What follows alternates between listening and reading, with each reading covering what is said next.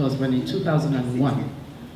And when Hope told me she was writing this book, I told her, I said, in fact, she's written a book. She told me then when we met that she thinks she needs to put something down, that she's being ministered to write a book.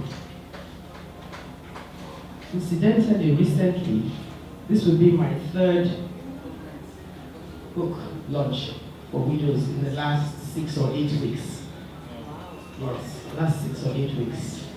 The first one, the second one, and then this third one. And I was telling my daughter, I said, this book is heavy.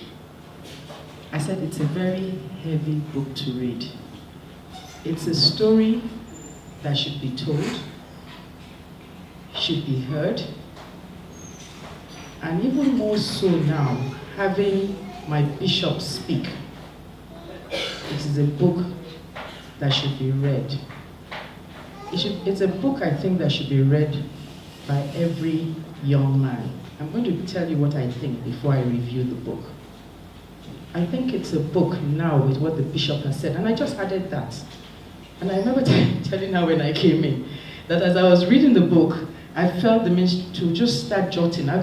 She gave me the book about a month ago, so I'd been reading it, and I felt as I was reading that I should underline some passages that seemed to minister. And I got here today and I said, I've been told to underline, but somehow I didn't do that. And I don't know why.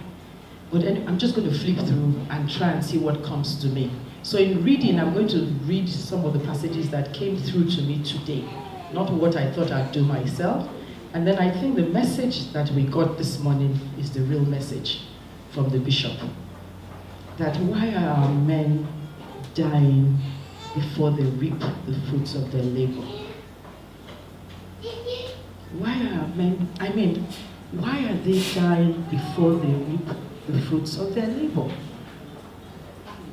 Why are they dying before they feel the joy and the fulfillment of their children? Labor is not just wealth, it's family. It's seeing your children grow, being in the same company with your children. Why are they not? So I think this book that says it exactly as it is, it's a must read. And I think we should start by getting this book. If we're involved in schools, I think we should all, as we launch this book later, we should buy copies and take them to schools. And maybe as an extracurricular activity. It's not a book you can sit through and read at once. No, that's not this book. It's a book you're going to read the first 2 or 3, and I'm reviewing it now. Let's start, and I'll start from chapter 5. And what chapter 5 says,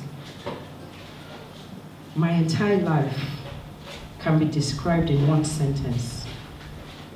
It didn't go as planned. And that's okay. It didn't go as planned. And that's okay. Why is it okay? It's okay because in the life of the widow, as is written through this book, is the presence of God. I think our bishop said that this morning. Is the presence of God. Through this book is the presence of God. The change in status, as described in page 10. Are we talking, as in page 35, where the true meaning, and again, another activity that our bishop would be part of.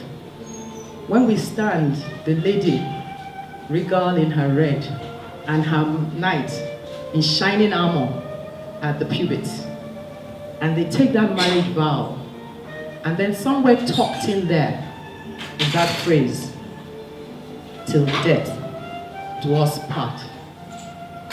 What does Hope say here on page 35? Permit me to read.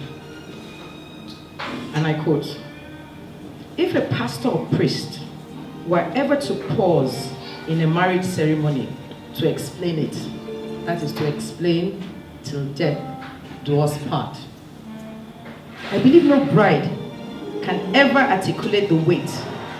Neither will it stop any woman from saying the desired, long-awaited response, I do.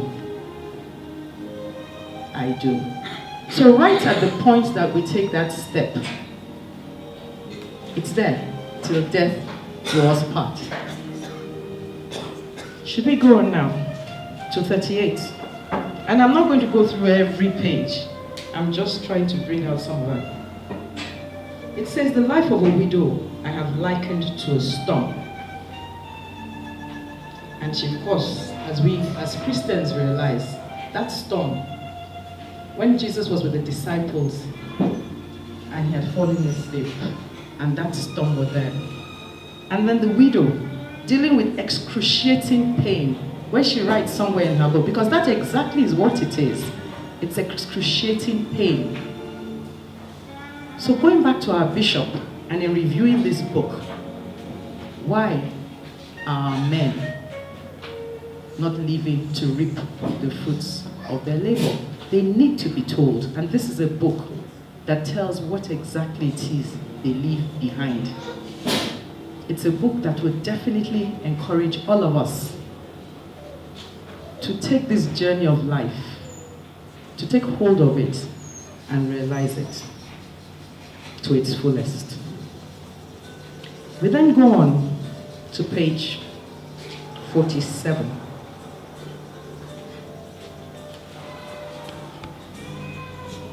Over there, she talks about God. There is a word from God at every turn. Look out and listen out for it. Look out and listen out for it. And that is what goes through this book. And that is what sustains all widows. In fact, I stand to state that is that ever-presence of God and the Holy Spirit that helps us to go through this journey. And widows possibly stand as evidence of the Lord's goodness and of his presence here on earth. So widows are not to be pitied. No. They're there as symbols, first, of the presence of God. Because when you read this book and you realize, which you must read, and every young person must read it, the priests this book must be a book that the priests read. Because she says it as it is. It's a bold write. She definitely has been inspired to do this. I'm not sure many widows will write this book. Because that's a story that we keep. We smile. We don't want to upset everybody else. We don't want people to really know what we've gone through. We don't want people to understand the shame, the joy, the everlasting tears of both joy intermingled with that 1% of, oh, my life has not gone as was planned in chapter 5. But then, is it all bad? No, it isn't. It isn't. There's strength in here as well. Strength of the renewed person that emerges. Strength, like I have said, of a person that emerges to be admired and also to portray God's goodness here on earth.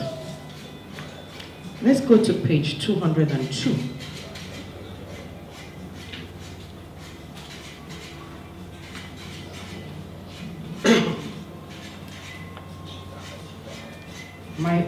That is chapter 12. My one only.